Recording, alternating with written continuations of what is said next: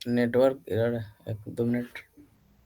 हाँ नो हाँ। No okay, doesn't matter. Hindi में हिंदी बोलना है, हिंदी इंग्लिश, लेकिन अच्छा रहेगा इंग्लिश के लिए। एक तरह से देखा जाए कि तुम लोग समझो कि इंटरव्यू ऑफिस में ही पहुंचे हो, उस टाइप से थोड़ा सा धीरे धीरे ये रहेंगे, लेकिन जैसे भी लगे अच्छा, आराम से बताओ अपने।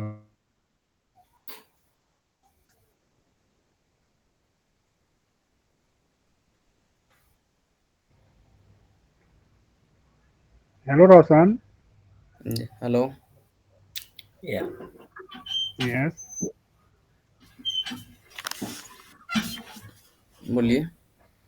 तो रोशन जी कहाँ से हैं आप? कहाँ आप क्या कर रहे हैं? स्टूडेंट्स हैं? जॉब स्टार्ट किया है? बिहार से है सर। अच्छा, हाँ हाँ। तो अभी कहाँ पे, कॉलेज में है या अभी जॉब स्टार्ट किया है या इन बिटवीन? नहीं, अभी तो कोई जॉब स्टार्ट नहीं किया है, फिलहाल टीचिंग में है। अच्छा, हाँ हाँ। तो क्या क्या क्या करते हैं अभी? कहाँ पे, कौन से कॉलेज में क्या कर रहे हैं?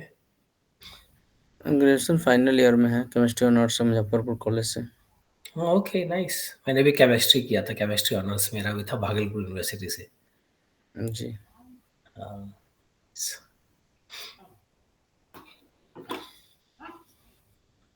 तो अभी किसी कोर्स को कहाँ पे भी कुछ तैयारी कर रहे हैं किसी चीज़ का?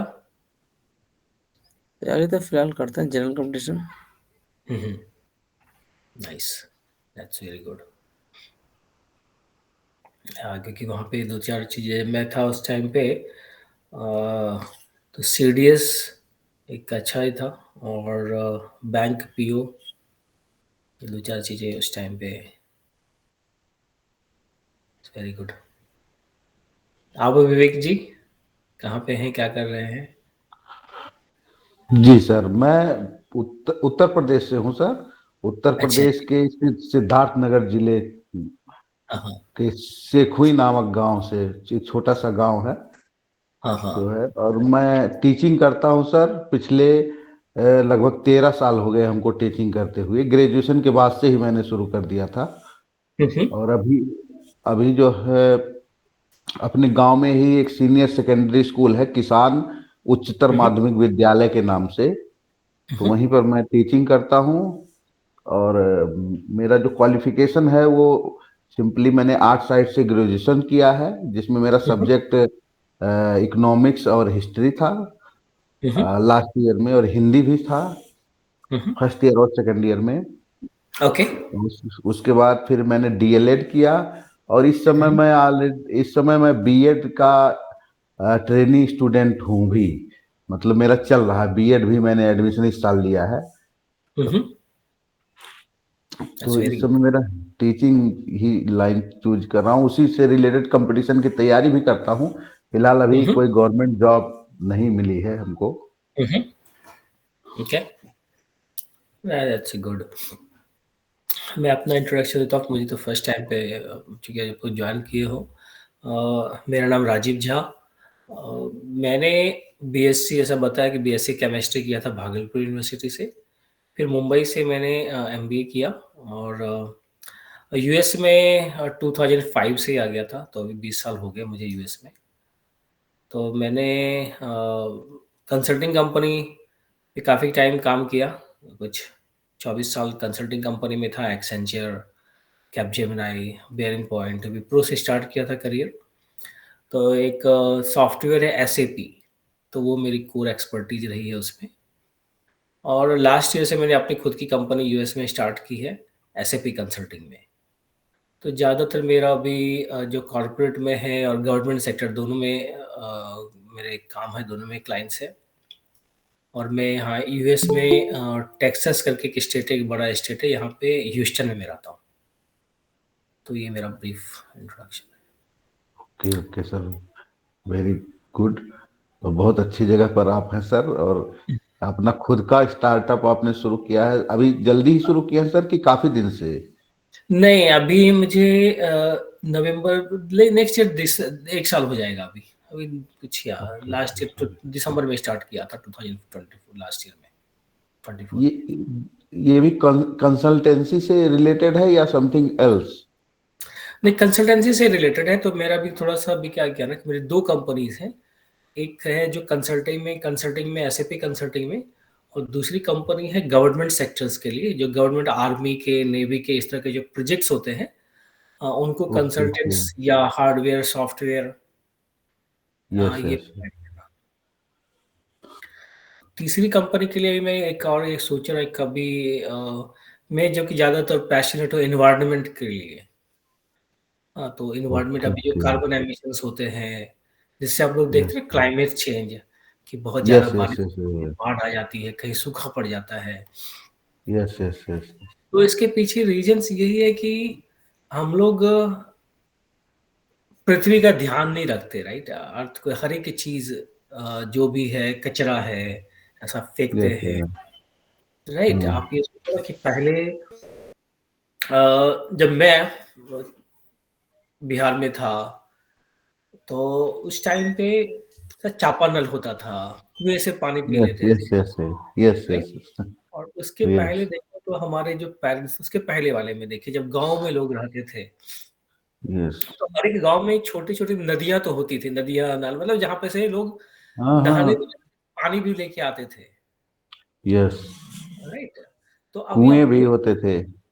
हाँ, हाँ, बड़े-बड़े कुएँ, और वही था, पानी का सोर्स वही होता था। हर यस। एक घर में कुआँ हुआ, उसी से आप पानी पिएँगे, नहाएँगे, तो वो ऐसा होता था। कि आप आज के टाइम पे कंपेयर कीजिए, तो आप कहीं भी अभी जैसा बिहार में एक होता है, बोलबम यात्रा होता है, रोशन जी जानते होंगे, आपको सोम प्रकाश जी, पंकज जी तो जानते होंगे, जब आप यूपी से हैं तो कांवड़ यात्रा होती है, जी हम लोगों जी की जी जी जी। बिहार में बहुत बड़ी। तो मैं भी 2 साल पहले गया था, तो अभी कहीं पे वो चापानल तो मुझे दिखा नहीं, कुआँ को तो छोड़ ही दीजिए, लोग पानी जो पीते हैं, बॉटल का पानी पीते हैं, जी राइट? आपने जी। बॉटल का पानी पी लिया, बॉटल का पानी पी लिया, फिर बॉटल फेंक दिया। जी सर। ये नहीं सोचते हो कि बॉटल कहाँ जाएगा, राइट? तो वो जो एनवायरनमेंट के ऊपर इम्पैक्ट बहुत ज़्यादा हो रहा है इन सब चीज़ों का, यस। राइट? अभी कोई फैक्ट्रीज़ हैं, अभी देखो, अभी बहुत न्यूज़ में था जैसे यमुना नदी का, राइट? जो भी यस। है, नदी तो रहा नहीं, सब लोग उसी में सबका कचरा, राइट? अभी गंगा नदी भी, मतलब जो पॉल्यूशन है, तो इससे क्या हो रहा ना कि डेवलपमेंट के नाम पे, और ये हम लोग की यही एक, क्या बोल सकते हैं इसको, व्यवस्था है लोगों की, कि दूसरी इग्नोरेंट लोग जानते भी नहीं हैं कि वो जो बॉटल फेंकेंगे उसका क्या इम्पैक्ट पड़ेगा, राइट? तो जी थोड़ा जी बहुत जी। काम कर रहा हूँ यूएस में, थोड़ा बहुत उसके ऊपर चल रही है मेरे काम। तो इस पर्टिकुलर कॉल में क्या है ना, विवेक जी, रोशन जी, हम लोग ये करते हैं कि जिनको हाई पेइंग जॉब्स जो होते हैं ना, कि जैसा एसएपी, जैसे मैंने बताया ना, एसएपी करके एक सॉफ्टवेयर है, उसको सर्च करेंगे गूगल पे तो आपको मिलेगा। तो इसका ईआरपी पैकेज होता है इसका, जो कंपनी जो है ना, जो बड़ी कंपनी है, फॉर्च्यून 500 कंपनी जो है, वहाँ पे जी जी। लगभग 70% कंपनीज में ईआरपी जो इम्प्लीमेंटेशन है वो एसएपी का है। तो हमने पहले यहाँ पे ओके। इस पर्टिकुलर पैकेज में लोगों को पहले स्टार्टिंग में किया था कि एसएपी में ट्रेन करना। लेकिन क्या होता है ना कि उसके लिए एक आपको डेडिकेटेड लोग चाहिए जो सीखना चाहते हैं एसएपी, राइट? बिल्कुल बिल्कुल सर। तो वो ऐसा नहीं होता कि आपने 1 दिन जॉइन किया, 2 दिन नहीं गए, क्योंकि आप फिर वो आपका जो मोमेंटम है वो खत्म हो जाता है। तो वहाँ से हमने स्टार्टिंग जी। किया। दूसरा, इस क्लास में यहाँ पे हम लोग क्या करते हैं ना कि अ, जिनका भी इंटरव्यू के लिए प्रिपरेशन करना है, कैसे आप करेंगे, रिज्यूमे आप कैसे बनाएँगे, उसके ऊपर हम लोग डिस्कस करते हैं। हाँ, इंटरव्यू प्रिपरेशन हो गया, ग्रुप डिस्कशन हो गया, रिज्यूमे राइटिंग हो गया, कवर लेटर हो गया, कि आप कवर लेटर कैसे बनाएँगे। ये क्या होता है ना कि अभी आप ऑनलाइन जॉब्स देखते हैं और वहाँ पे अपना रिज्यूमे भेजते हैं, लेकिन आपका रिज्यूमे कभी सेलेक्ट ही नहीं होता, राइट? तो उसको कैसे आप वो ऐसा रिज्यूमे बनाएँ कि आप वो उसको सेलेक्ट हो। आपने सुना होगा एक चैट जीपीटी, राइट? अभी जेन एआई बहुत ज़्यादा फेमस है। जी जी जी बिल्कुल।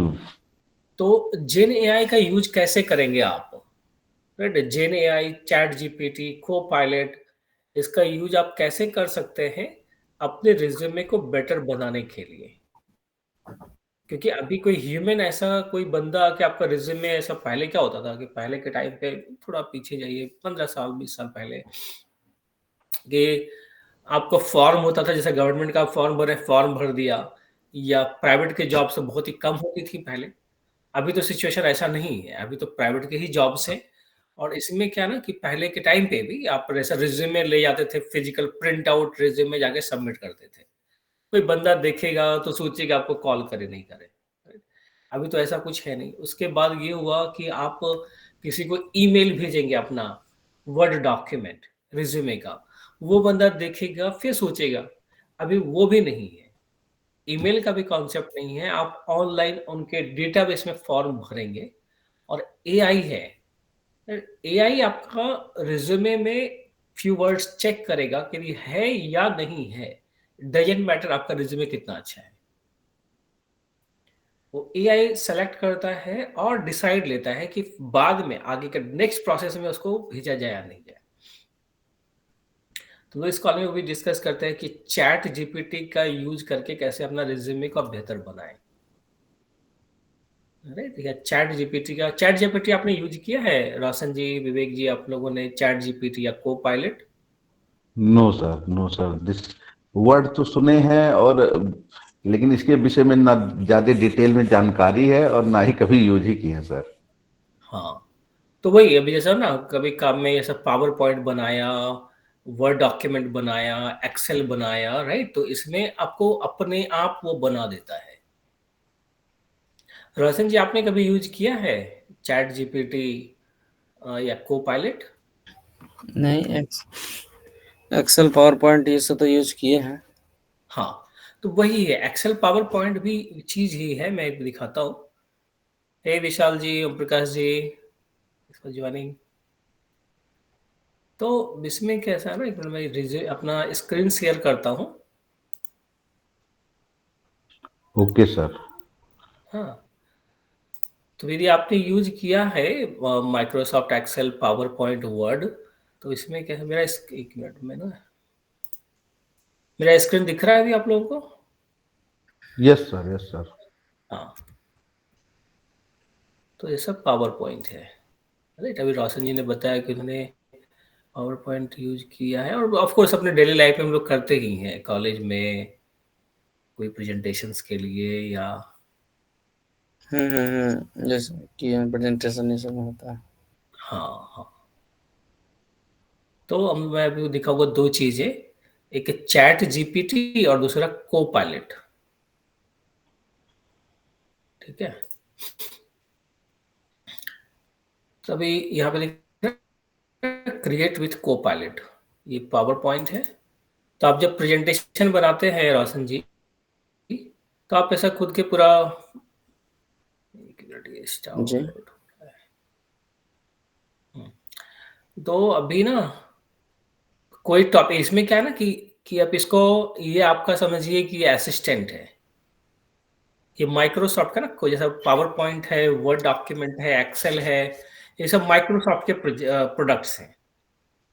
ठीक है, विंडोज में है या आउटलुक है, ये सब माइक्रोसॉफ्ट के प्रोजेक्ट ये हैं। तो माइक्रोसॉफ्ट का जो एआई है, जेन एआई, जनरेटिव एआई है, उसका नाम उन्होंने रखा है को पायलट। तो ये आपका काइंड ऑफ असिस्टेंस है, असिस्टेंट की तरह काम करता है। आप इसको बोलिए और ये प्रेजेंटेशन बना देगा। तो रोशन जी या विवेक जी, कोई बताइए कि किस टॉपिक पे आपको प्रेजेंटेशन बनाना है, कुछ भी, और वो आपको बना के दिखा देगा।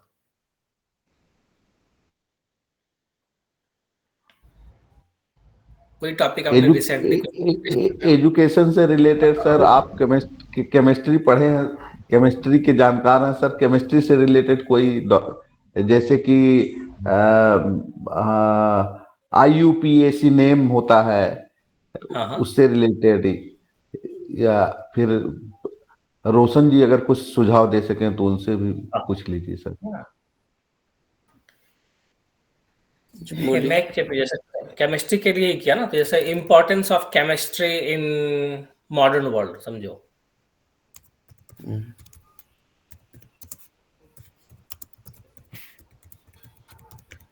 केमिस्ट्री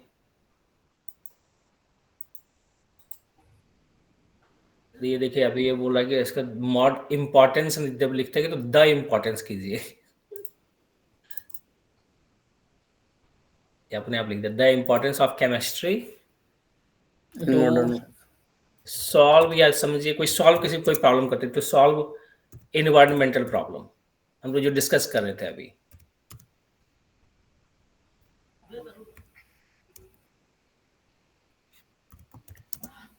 अभी कुछ भी आपका स्पेलिंग गलत होगा वो सही कर देता है, मैं उसको आपको दिखाना चाह रहा था। Environmental issues in modern world, ठीक है।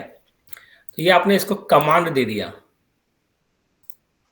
इसने दे दिया, आप इसको बोलेंगे कि आप मुझे प्रेजेंटेशन बना के बताइए इस टॉपिक के ऊपर, और ये जो एरो देख रहे हैं इसके ऊपर क्लिक कर दीजिए सिर्फ, ये देखिए आपके लिए प्रेजेंटेशन बना रहा है, हो गया। और आप इसको करेंगे जनरेट स्लाइड्स,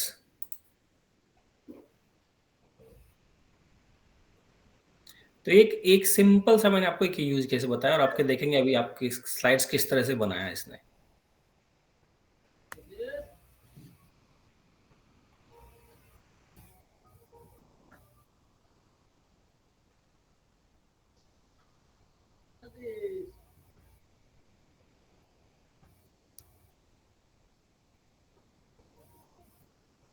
तो लेस देन 30 सेकेंड और लेस देन 1 मिनट में आपका रेडी हो जाता है स्लाइड्स। तो स्लाइड्स के उसने पूरे कंटेंट्स भर दिए, और अभी वो क्या कर रहा है कि अलग अलग पिक्चर्स ला के दे रहा है, इमेज बना रहा है अभी अलग अलग चीज के ऊपर, कि हर एक स्लाइड आपका इंटरेक्टिव दिखे।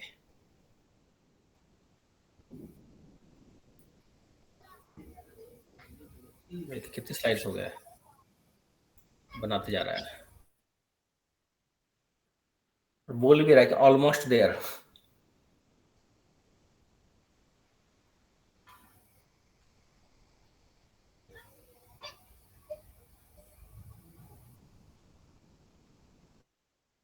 बन गया आपका स्लाइड्स,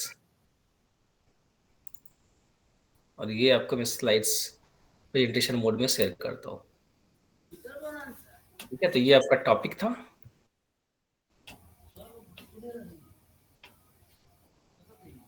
और इसको आप अपने अकॉर्डिंगली चेंज कर सकते हैं। ये देखिए पिक्चर्स वगैरह सब इसने अपने आप बना दिया, chemical pollution and contamination, right. ये सब प्रॉब्लम्स हैं, और इसको कैसे आप सॉल्व कर सकते हैं। Chemistry identifying environmental challenges, right, pollution detection, risk assessment, griminence guidance, policy development, analytical technique. तो अभी रोशन जी जस्ट इमेजिन कि यदि आपको ये प्रेजेंटेशन बनाना होता खुद से तो कितना टाइम लगता और क्या होता था क्वालिटी का, जो इसने लेस देन मिनट बना दिया पूरा।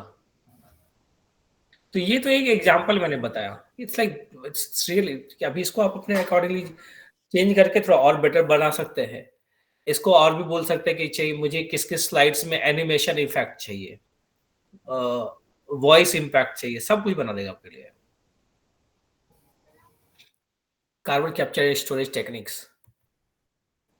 तो ये मुझे दिखाना था। तो ये एक यूज केसेस हो गया आपका।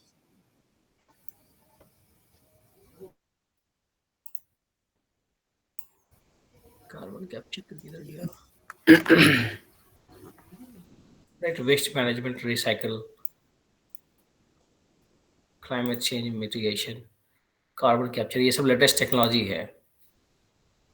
तो मैं भी इसके ऊपर भी काफी काम कर रहा हूँ, कैप्चर कार्बन कैसे आप ये है ना चिमनी, फैक्ट्री का चिमनी होता है, वहां से आप कैसे कार्बन को कैप्चर करके उसको वापस इंजेक्ट कर सकते हो धरती के नीचे, सेफ अंडरग्राउंड स्टोरेज 10,000 फीट नीचे में ले जाके। तो अभी आप ये सोचा ना कि इस तरह की चीजें हैं, और ये it's like very minimal use cases of जीने आए। आप कोई सा भी आर्टिकल, राइट, कुछ भी आप बना सकते हैं इसके वजह से। सर अभी हाँ बोलिए। I want to ask one thing that कि केवल मतलब कि हम लोग जो टीचिंग करते हैं उससे रिलेटेड जो टॉपिक्स होते हैं उसके लिए भी हम इसका यूज कर सकते हैं? एब्सोल्युटली, कुछ भी आप बना सकते हैं। अभी तो मैंने जैसे पावर पॉइंट बनाया, मैं आपको वर्ड डॉक्यूमेंट में दिखाता हूँ कि आपको एक आर्टिकल लिखना है, कुछ भी। नॉट ओनली दिस, अभी आप चैट जीपीटी का भी दिखाया मैंने, नहीं अभी, राइट? चैट जीपीटी से कुछ भी आप पूछिए, कुछ भी आपका प्रॉब्लम है उसका सॉल्यूशन यहाँ पे मिल जाएगा। कोई भी मैथ का प्रॉब्लम है, कुछ भी आप डालिए उसमें, उसको नीचे पूरा डिटेल से स्टेप बाय स्टेप बना के दे देगा। अब जैसे ये चलिए वर्ड एक डॉक्यूमेंट, मेरा रिक्वेस्ट है कि वो भी हमारे न्यूयॉर्क के जो नए मेयर आए हैं उसके ऊपर जरा एक जो है लेख इससे पायलट से लिखवाइए, जरा देखें हम लोग कैसे लिखता है इसमें। हाँ जरूर। तो देखिए ये यार जैसे वर्ड का हो गया, वैसे मैं जैसा चैट जीपीटी का बोल रहा था। हाँ, so let's see, that's it's interesting.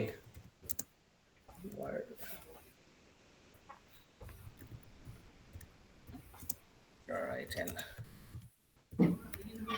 article about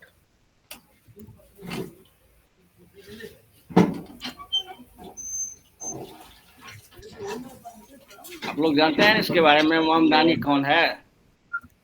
city 34 साल का अपना देसी लड़का है जो भी न्यूयॉर्क सिटी का मेयर बन गया है। अभी 1 तारीख को ऑफिस शुरू करेगा। इसका भी आप न्यूज़ देख लीजिए, बाद फिर इसका ये करवाते हैं। जोहरान ममदानी, राइट? या इसकी mother Meera Nair movie maker थी और फादर जो है मुस्लिम थे, पॉलिटिकल साइंस के प्रोफेसर। अभी कोलंबिया में है शायद उसके पिताजी। तो ये थोड़ा सा कंट्रोवर्शियल भी है, देखिए क्या क्या निकालता है। थोड़ा सा मैंने तो इसके अगेंस्ट कितने फेसबुक पे मैंने डाले थे।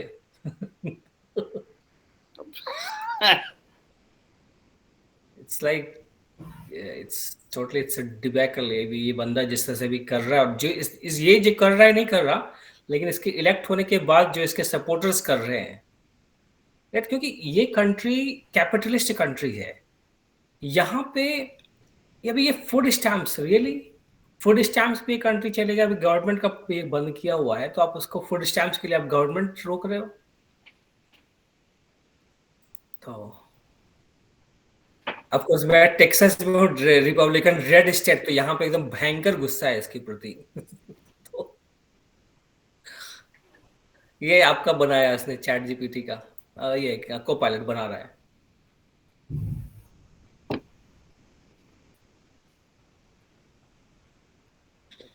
तैयार कर दिया, वाह।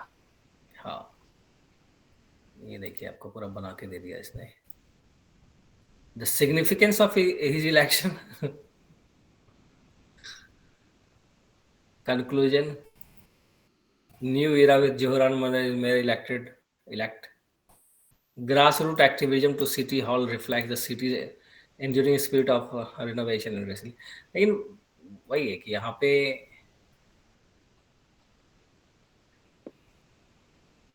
क्योंकि हर एक कंट्री का क्या होता है ना कि इसके हर एक कंट्री का एक फंडामेंटल्स होते हैं। इस कंट्री का, यूएस का फंडामेंटल है कैपिटलिज्म, अपने इंडिया का है रिलीजन, राइट? तो हर एक चीज अपना रिलीजन के अकॉर्डिंगली चलता है। रसिया का था, रसिया का ब्रेक होने के, यूएसएसआर जो ब्रेक हुआ उसके पीछे बहुत बड़ा रीजन था कि उसका जो फंडामेंटल्स है वो सोशलिज्म है, राइट? सोशलिज्म, कम्युनिज्म वहां से था। अभी वो कंट्री ने कैपिटलिज्म इंट्रोड्यूस किया बोरिस येल्सिन के टाइम पे, तो पूरा देश टूट गया। यूएस में यदि सोशलिज्म यदि आता है तो ये कंट्री नहीं रहेगा, इट्स कैपिटलिस्ट। या फंडामेंटल ही है कि ये यहाँ पे आप मेहनत कीजिए और अमीर बनिए, ये नहीं है कि अपना पैसा आप लोगों को बांट दीजिए, जो ये बंदा का प्लान है, राइट? तो एक free rent, free groceries, like क्या पॉलिटिकल। राजीव सर, मुझे लगता है अभी सतयुग के बाद से अभी तक जाकर देखे तो मानव का जो स्वभाव वो कैपिटलिज्म का ही है। राजा एब्सोल्युटली आप राजा देखिए राजा कैपिटलिज्म। हरिश्चंद्र को भी अगर देखे तो उनको भी है ना, मतलब जब तक प्रोग्रेस नहीं किए तब तक वो किसी का नौकर ही बन के रहे। कहाँ कहाँ किसी राजा कहाँ किसी राजा ने बोला तुम अब गरीब हो गए तो चलो हम सब एक साथ हो जाते हैं, अब सभी को है ना, सभी को अमीर बना देते हैं। सतयुग को लेकर अभी तक यही गुड रहा है। डिस्कशन आप ये ना वेरी गुड डिस्कशन। आप ये देखो कैपिटलिज्म और सोशलिज्म, राइट। हम्म अभी सोशलिज्म में देखिए क्या है कि सोशलिज्म कम्युनिज्म का जो कॉन्सेप्ट है, जैसे रसिया में भी स्टार्ट हुआ पहले, जो मॉडर्न हिस्ट्री में तुम लोग वही देखते हैं ना, आज जो चाइना में उसके पहले रसिया में था कि आप डिसाइड नहीं करोगे कि आपके घर का कलर क्या होगा, राइट। गवर्नमेंट आपको घर बना के देगी, इसी घर में रहना है। आप डिसाइड नहीं करोगे आपके बच्चे क्या पढ़ेंगे, वो लोग डिसाइड करेंगे। तो उसे प्रॉब्लम क्या होता है, और सबका एक जैसा पे स्केल मिलेगा। सुनने में ये सब अच्छा लगता है, लेकिन आप ये देखें ना कि 10 बंदे हैं, 10 का सैलरी सेम है। काम कीजिए ज्यादा या कम, इट डजेंट मैटर। तो या क्या ना कीजिए, या ना कीजिए, क्या होगा कि मान लीजिए कि मैं ज्यादा काम कर रहा हूं तो मैं सैलरी उतना ही मिलेगा। मैं बगल वाले को देख रहा हूँ कि मेरे से बहुत कम काम कर रहा है, ना कर रहा है, उसको भी सैलरी उतना मिलेगा। तो मैं क्या करूंगा, काम सर ये करना तो काम। 20 80 वाला रूल है ना कि तो चलता है कि 20% एम्प्लॉय के कारण ही 80% एम्प्लॉय सैलरी पाता है। नहीं, और ये सभी जगह होता है। वो डिट्स डिफरेंट थिंग, राइट, क्योंकि वो तो चलो एक डिफरेंट कैटेगरी में आ गया। मैं कम्युनिज्म का बता रहा हूँ कि जी सर। सोशलिज्म में क्या होगा, इससे यूटोपिया काइंड ऑफ थिंग की सोच में अच्छा लगता है। मैंने कभी एक पढ़ा था, ऐसे नारायण मूर्ति या किसी ने बहुत अच्छा लिखा था कि यदि आप 25 ईयर्स तक, यदि आपकी सोच कम्युनिज्म या सोशलिज्म नहीं है तो आपके पास दिल नहीं है। और मतलब 25 साल तक यदि आप सोचो कि आप नहीं है तो आपके पास दिल नहीं है, और उसके बाद 25 साल के बाद भी यदि आप सोशलिज्म सोचते हो तो आपके पास दिमाग नहीं है। ग्रोथ रुक जाता है ना। फंडामेंटल आप ये सोचते हो ना कि आपके पास ये नहीं, आप काम ज्यादा क्यों करोगे, आप क्यों मेहनत करोगे। तो उससे क्या होगा ना कि रुक जाता है, सोच पूरा रुक जाता है। और ये कंट्री डिफरेंट है। यहाँ पे कैपिटलिज्म में क्या होगा, इट्स ओपन। हाँ डेफिनेटली इसमें कोई करप्शन या नेपोटिज्म की बात नहीं कर रहा। जो मेहनत करेगा उसको आगे बढ़ने का मौका मिलेगा। ये इस कंट्री का फंडामेंटलिस्ट यही चीज यहाँ पे था। लोग कहाँ कहाँ से आए यहाँ पर, आगे से अलग अलग कंट्री से यहाँ पे आए, यूरोप से आए। खासकर एग्जाम्पल देखिए ना जूस का, जर्मनी में इतना बुरी तरह से इनको मारा गया, राइट, फिर भी एक जगह पे जाके ये लोग अपने आप को स्टैब्लिश किए और आगे बढ़े।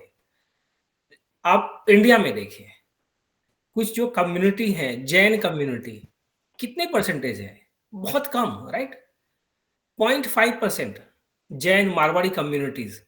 इनसे सीखना चाहिए लोगों को कि कहाँ मारवाड़ में, जहाँ पे आपका कुछ भी, राजस्थान में कुछ था नहीं वहां पे खाने को, इतना गर्मी हर एक चीज का, लेकिन वो जो एंटरप्रेन्योरशिप स्किल्स होती है वो लोग लेके पूरे देश में गए, बिजनेस स्टार्ट किया, मेहनत किया। और जो सुपर रिच कम्युनिटी यदि है कोई, तो जैन, मारवाड़ी, गुजराती कम्युनिटीज, भले लोग गाली देते हैं गुजरातियों को इंडिया में, खासकर सिंधी बिहार में। सिंधी भी मेहनत क्या, सिंधी का देखिए, सिंधी पाकिस्तान में मार दिया गया, कराची मतलब जहां पे ये लोग थे, सिंध प्रांत में खत्म कर दिया गया। इन लोगों को बहुत बुरी तरह से इन लोगों को प्रताड़ित किया गया। सिंधी कम्युनिटी, पंजाबी कम्युनिटी, पंजाब में पहले कुछ नहीं था। हमारे यहाँ पे देखिए बिहार यूपी में पूरे देश में से सबसे ज्यादा जो संसाधन थे बिहार में थे, राइट। बिहार में पहला आपका जो स्टील कारखाना जो हुआ, सबसे पहले जमशेदजी टाटा ने बिहार में स्टार्ट किया। तो इतने सारे थे, लेकिन हम लोगों का ये था कि सोच जो है कि बस सरकारी नौकरी और इसके लिए कि काम नहीं करना है, सिक्योर्ड लाइफ चाहिए, तो उसमें रह गए। लेकिन हाँ डेफिनेटली और भी है, मैं कोई चीज को क्रिटिसाइज नहीं कर रहा, लेकिन सोच जो है, बट हाँ, तो वही है कि इंडिया का तो क्या, इंडिया में क्या है कि अब रिलीजन फोकस्ड, आप यदि उसको खत्म करते हैं तो कंट्री टूट जाएगा। तो वही है कैपिटलिज्म यहाँ पे यूएस में। यदि यूएस में भी आप फूड स्टैम्प ये सब किया था डेमोक्रेट्स का, ओबामा के टाइम के बाद। एक चीज और ही, जब तक कल्चर जब एक्सचेंज नहीं होगा ना तब तक आपका ग्रोथ नहीं हो सकता। आप सोचेंगे कि मैं है ना, मैं मेरे गांव से, मेरे इससे नहीं निकलूंगा, मुझे कहीं दूसरे धर्म के बारे में नहीं करना है। क्योंकि अभी गुजराती लोग देखे, केरला लोग देखे, तो उन्होंने कल्चर एक्सचेंज किया था। तो तभी वो लोग है ना मतलब आगे है ना बढ़ पाए वो लोग। मुंबई पे देखिए तो मुंबई के जो लोग सब है तो कल्चर एक्सचेंज हुआ, बाहर के लोग आए, बंगाली लोगों का देखिए तो बाहर से लोग आए, यूरोपियन वाले लोग आए तो वहाँ रुके, तो एक्सचेंज हुआ वो। हम लोगों का कल्चर एक्सचेंज कहीं नहीं हुआ, ना तो हमारा कुछ फॉरेन से ऐसा कुछ टच रहा है, तो वो सब एक फैक्टर है ही वो सब चीजें। वो फैक्टर तो है ही, क्योंकि देखिए हम लोग अभी भी बिहार में सब बड़ा जो प्रॉब्लम है वो ये है कि हम लोग अभी भी अतीत में जी रहे हैं। राइट, जब तक मैं बिहार में था, मैं खुद क्या बता रहा हूँ कि छोटा था तो मतलब 6th 7th 5th में भी पकड़े तो उस टाइम से ही कि हम तो आर्य की संतान है, चंद्रगुप्त यहाँ पैदा हुए, चाणक्य यहाँ पे हुए, नालंदा यूनिवर्सिटी यहाँ पे था, विक्रमशिला यहाँ पे, तो दिमाग में लग रही है कि हम लोग उसी अतीत में अभी भी जी रहे कि हम लोग इतने महान थे, उस महानता को अभी भी कम करके आकलन नहीं कर सकते हैं। जब वहां से निकल के मुंबई पहुंचे, जरा वो फॉल्स नारा भी सुना दीजिए। कौन सा? एक बिहारी सब पर नहीं, भारी, सब पर भारी, हाँ, इतना वही फॉल्स वही नारा है। वही एग्जैक्टली। तो जब वहां पे थे, राइट, और किसी भी कानून को तोड़ने में जो मजा आता था उसको एंजॉय करते थे। ट्रेन पे टिकट नहीं कटाना, तो उसमें गर्व की अनुभूति होती थी। मूवीज में फ्री के अंदर चले गए, मतलब फ्री का कुछ भी ले लिया तो एक लगता था कि समथिंग अचीव किया है। तो वही चीज यहाँ पे आपको, जब तक आप बिहार में हो, वहां से जैसे बाहर निकलते हो तो फिर दुनिया लगता है यार रियली, तो वो ना कुएं का मेढक। तो वहां पे वैसे ही मतलब ये जब तक मेंटलिटी से बाहर नहीं निकलेंगे, और हम लोगों के अंदर क्षमता है, ऐसा नहीं है कि हम लोग नहीं कर सकते हैं, अपने अंदर है, उसको पहचानने का मतलब नहीं हुआ, बहुत सारे रीजंस हुए। क्योंकि जब तक बिहार में था तो वही था कि हर एक सैटरडे को रोजगार समाचार देखना, हर एक सैटरडे को जाइए, फोटो स्टेट की कॉपी पे वहां पे आता है रोजगार समाचार, उसमें देखिए, फॉर्म भरिए, भेजिए, और जवाब कुछ नहीं आएगा, फॉर्म भरते रहिए, कुछ नहीं होगा। हाँ तो और सर सबसे मेरा भी ये अनुभव है ना कुछ अलग ही तरह का है। वो हुआ क्यों मुझे भी पता, बचपन में था तो स्कूल में जाता था, मेरा नाम वाम नहीं लिखा था, बस मैं गांव की स्कूल में जाता था। तो 15 अगस्त में क्या हुआ, गांव में गया, परेड वेड हुआ, कुछ स्कूल का भाषण हुआ, और वहां से हमारा बस 500 मीटर पे हाईवे है। हम कम से कम 15-20 विद्यार्थी लोग गए, हाईवे पे जाके बस को पत्थर मार रहे, लेकिन अभी तक मेरे को समझ नहीं आया कि पत्थर क्यों मार रहे थे। मतलब मेरा तो होश में नहीं था मैं, मतलब अभी भी मुझे याद नहीं है कि पत्थर मारते, इतना मेरे जहन में है कि पत्थर हम लोग बस को मार रहे थे, लेकिन क्यों मार रहे थे अभी भी वो जहन में नहीं आया था अभी। नहीं, तो उस इसी तरह। के लिए, हाँ, हाँ। वही अच्छा लगता था, राइट। हम्म। तो परेशान करना, तो इस तरह की जो चीजें हैं, ये प्रवृत्ति है। अभी जैसा इन्वायरमेंट के ऊपर हम लोग बात कर रहे थे, राइट, कि कचरा जहाँ पे हुआ बस अपने घर में अंदर नहीं, घर के अंदर नहीं होना चाहिए, रोड पे कहीं भी फेंक दो। कचरा रोड पे फेंकना एक कॉमन प्रैक्टिस है बिहार में। तो इस तरह की चीजें हैं, तो अब थोड़ा उतना सा ही नहीं, प्रवृत्ति। हमारे यहाँ एक से एक लीडर पैदा होते हैं। अभी रामविलास पासवान का बेटा जो है चिराग पासवान, उसको आप लोग वॉच कीजिए। उसका कहना है कि हम रिजर्वेशन प्राइवेट इंडस्ट्री में भी लाएंगे सब जगह, और school college, private college, university, industries जो है वो वहां तक रिजर्वेशन ले जाने की बात कर रहा है। सोचिए क्या होगा हाल। नहीं, देखिए वो सब पॉलिटिकल स्टेटमेंट्स, ऐसा कभी होगा नहीं, वो सब पॉलिटिकल स्टेटमेंट्स हैं, वो that's a totally different thing. और रिजर्वेशन, ये जो चीजें हैं, हाईली पॉलिटिकल ये सिचुएशन है, उसका कुछ होता जाना कुछ नहीं है, क्योंकि जो रिजर्वेशन का क्राइटेरिया है उसमें बहुत चेंजेस की आवश्यकता है। ऐसा नहीं कि रिजर्वेशन नहीं होना चाहिए, लेकिन थोड़ा सा उसको सब लोगों को इम्पैक्ट होना चाहिए। ऐसा नहीं हो कि इकोनॉमिक जो बेस होना चाहिए, सिंपल इकोनॉमिक बेस होना चाहिए। नहीं, अभी क्या होता है ना कि जिन्होंने एक बार ले लिया है, अभी जो काफी सारे देख रहा था कि जो आईएएस है, माँ भी आईएएस, दोनों माँ बाप आईएएस, उसकी बेटी को आरक्षण चाहिए, रियली, बाकी को दोनों उसी की कास्ट में, दूसरों को तो जिन्होंने नहीं लिया है, तो आरक्षण वो तो डेट्स टोटली लेकिन डिफरेंट है। लेकिन हाँ, लेकिन हम लोगों को सबसे पहले ये देखना पड़ेगा कि खुद का ना कुछ करना, कहीं से स्टार्ट करना, थोड़ा बहुत जॉब से हट के थोड़ा बहुत ना वो करना पड़ेगा, कि देश में ऐसे इतनी बड़ी पॉपुलेशन है, देश चल रहा है वही भगवान के भरोसे है, इतनी बड़ी पॉपुलेशन को आप चलाना बहुत बड़ी चीज है। तो है, देखिए that's a good thing, but लेकिन मेरा जो अपना अनुभव रहा है अभी तक का, 1 साल भर अभी नहीं हुए हैं अभी, जो विवेक जी मैं आपको बता रहा था कि जी अपनी कंपनी स्टार्ट की है, तो इट्स लाइक बड़ी कंसल्टिंग कंपनीज में आप काम करते हो तो फिर भी ये होता है कि हमेशा ये सोचता है अच्छा ठीक है, चल रहा है, पैसे आ रहे हैं, कुछ नया ये नहीं। अभी जब आप खुद का अपना स्टार्ट करते हो तो काफी आइडियाज आते हैं, अलग अलग चीजों के ऊपर काम कर मतलब सोचते हो। जी जी बिल्कुल बिल्कुल। मैं काफी टाइम तक बिता रहा था अमरनाथ जी एक नया कुछ और स्टार्ट करने के लिए, कार्बन कैप्चर। तो कार्बन कैप्चर मैंने लोगों से बात भी की, काफी लोग इन्वेस्टर्स भी मुझे मिल गए उसमें कि इसमें कुछ करना चाहिए। तो एक बहुत अच्छा चीज है, मैं आपको लोगों को शेयर करता हूँ। इंडिया में किया जा सकता है। इंडिया में तो हम कहते हैं सबसे इम्पोर्टेंट है वेस्ट मैनेजमेंट की कंपनी खड़ा किया जाए, जो पूरा कंट्री में पैसा लोगों से ले और कचरा साफ करे। सफाई की सब। यहाँ के बच्चे जब इंडिया जाते हैं तो उनका मूड ऑफ हो जाता है भारत की गंदगी देखकर। ना हम लोग घर की ठीक से सफाई करते हैं, ना बाथरूम की सफाई करते हैं, और पब्लिक टॉयलेट का तो हाल ही मत पूछिए। तो और one of the dirtiest country में हमारे देश का नाम है। भारत का नाम जो है गंदे कंट्री में आता है। तो उसको सबसे पहले जो है, और वेस्ट मैनेजमेंट की कंपनी कहीं पर खड़ा कर दीजिए, बोल दीजिए कि चलिए हम आपकी पूरी ऑफिस की कॉन्ट्रैक्ट लेते हैं, पूरी ऑफिस की सफाई करते हैं, जैसे अमेरिका में होता है। यहाँ पर दिन में लोग काम करते हैं, रात में सफाई वाली कंपनी आती है और पूरी आपकी ऑफिस जो है चमका के चली जाती है रात में। सिक्योरिटी गार्ड अपना उसको एंट्री देता है, सब वो लोग मैक्सिकन है यहाँ पर। तो वही चीज़ है, हम लोगों के यहाँ आगे पीछे झाड़ियों को साफ करने के लिए वो लोग आते हैं, सब कॉन्ट्रैक्ट उनको दिया हुआ।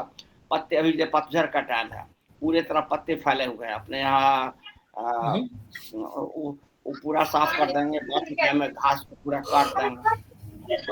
तो ये चीज जो है हम लोग यहाँ पर देखते हैं, और यहाँ से सबसे, और बिल्कुल राजीव ने जैसे कहा है, प्राइवेट कंपनी के माध्यम से सारा काम कीजिए। हाँ, सरकार का एग्जाम्पल हम लोगों ने रशिया में देख ही लिया है। इंडिया को 75 साल से सरकार में काम नहीं होता है, अमेरिका में भी सरकार में काम नहीं होता है। अब क्या यहाँ पर भी इतना सब कुछ होने के बाद भी यहाँ भी नहीं काम होता है सरकारी काम। है मनुष्य का। तो इसीलिए सरकारी तंत्र का जितना भी विरोध होना इसमें एक चीज और ना, आप जो अमरनाथ जी बता रहे ना, इसी का एक बहुत अच्छा मैं भी कर रहा था कि ये जो कचरा का है ना, जो एनवायरनमेंट से ये जो आपने साफ सफाई का किया, ये एक एस्पेक्ट है। इसका इकोनॉमिक फैक्टर्स भी बहुत ज्यादा है। अभी कुछ कंट्रीज में क्या है ना कि जो कचरा जो आपका इकट्ठा होता है उससे ईटा बनाना शुरू किया गया है। उसको काफी कंप्रेस करके आप, और उससे घर बनाने का भी बहुत सारे जगह पे ऐसे चल रहे हैं प्रोजेक्ट्स, प्लान्स। तो वो जो वेस्ट में जाएगा, लैंडफिल में जाएगा, उससे अच्छा क्या उसको पूरा कंप्रेस ऐसा करके सॉलिड ईटा पूरा बन जाता है। दूसरा मैंने आपको बताया, लाइक लास्ट टाइम लोग डिस्कस कर रहे थे कि टायर्स जो होते हैं, जो बेकार के जो टायर्स होते हैं कार के, उससे काफी सारी जगह पे जर्मनी में एक प्रोटोटाइप पूरा प्रोजेक्ट किया गया है कि रोड बनाना, उसी को आप उस जलाने से अच्छा, उसको इन्वायरमेंट में जो बर्बाद करने से अच्छा उसका करते हो। तो मैं इनफैक्ट उसी चीज के ऊपर बता रहा हूँ कि ये तो आपका हो गया कचरा का। ये कंपनी है, मैं कंपनी से मैंने ईमेल भी उनको भेजा है कि कितना मेरा कॉस्ट पड़ेगा यदि मैं इसको यूएस में स्टार्ट करूं। तो जर्मनी की कंपनी है। इसमें क्या करते हैं ये लोग कि जो कार्बन कैप्चर होता है एयर से, हाँ, ये ऐसा पंखा टाइप का होता है, ये आपका एयर से पूरा कार्बन निकालते हैं और इसको जमीन के अंदर इंजेक्ट करते हैं। इसका ये देखिए कार्बन, और उसके बाद कार्बन क्रेडिट इशू करते हैं। इसका ये है, ये ऐसा पंखा ऐसा रहेगा, तो आपका एनवायरनमेंट से कार्बन को कैप्चर करेगा और वो नीचे ऐसा जमीन के नीचे ले जाके जमा करेगा। क्योंकि कार्बन, अभी जैसे हम लोग बात करते हैं, कुछ पहले भी बात किया कि जो पेट्रोल है बेसिकली क्या है, कार्बन है और हाइड्रोजन है, राइट। उसको आप जलाते हो तो कार्बन डाइऑक्साइड बनता है, क्योंकि ऑक्सीजन है आपका एटमॉस्फेयर में, कार्बन वहां से निकला, और वही CO2 जो हम लोग बात करते हैं कार्बन एमिशंस की, तो वो है। तो चूंकि जमीन से हमने तेल निकाला और उसको जलाया, तो यहाँ पे क्या, जब जलाया तो धुआं निकला, और इस धुएं को ये कैप्चर करेगा, जो CO2 है एटमॉस्फेयर से कैप्चर करेगा और उसके बाद गैसियस फॉर्म में लेके जाएगा। फिर उसके बाद इस पर एक प्रोसेस रहेगा, उसमें से लिक्विड फॉर्मेट में होगा। केमिस्ट्री ही है रोशन जी, राइट। उसके बाद यहाँ पे ऐसा लेके जाएगा और फिर लिक्विड फॉर्मेट को इंजेक्ट करेगा। समझिए कि आपका तेल जैसा ही लगेगा और उसको ऐसा स्टोर करता है। या एक तो ये स्टोर कर सकता है, दूसरा क्या कर सकता है, आपका लिक्विड फॉर्मेट में हो गया तो आप उसको ईंधन की तरह से, एक ब्लू हाइड्रोजन करके कॉन्सेप्ट है, वो आप यूज कर सकते हो एज ए फ्यूल्स। अलग अलग जगह पे एनर्जी का हो सकता है, कहीं पे भी आप उसको यूज कर सकते हो। तो ये काफी इंटरेस्टिंग टॉपिक है। तो इसी चीज के लिए मैं देख रहा हूँ कि कितना लैंड लगेगा, ये फैन को यहाँ पे लाने में कितना लगेगा, क्या क्या खर्चा आएगा और कैसे आपको पूरा फैक्ट्री बना सकते हो। और इसका बेस्ट पार्ट ये है कि इसमें काफी सारे टैक्स क्रेडिट मिलते हैं। और अभी आप लोगों ने सुना होगा नेट जीरो, जिनका कार्बन एमिशन से समझिए 5 मिलियन टन्स पर ईयर, और उनके पास कोई ऑप्शन नहीं है उनके पास कि अपना वो चेंज करो, कार्बन कम कीजिए। तो क्या करेगा ना, मार्केट से सर्टिफिकेट लेते हैं लोग, कार्बन ट्रेडिंग बोलते हैं, कार्बन सर्टिफिकेट। तो ये सब कंपनी कार्बन सर्टिफिकेट इशू करती है, सेल करती है ओपन मार्केट में। It's a huge business opportunity.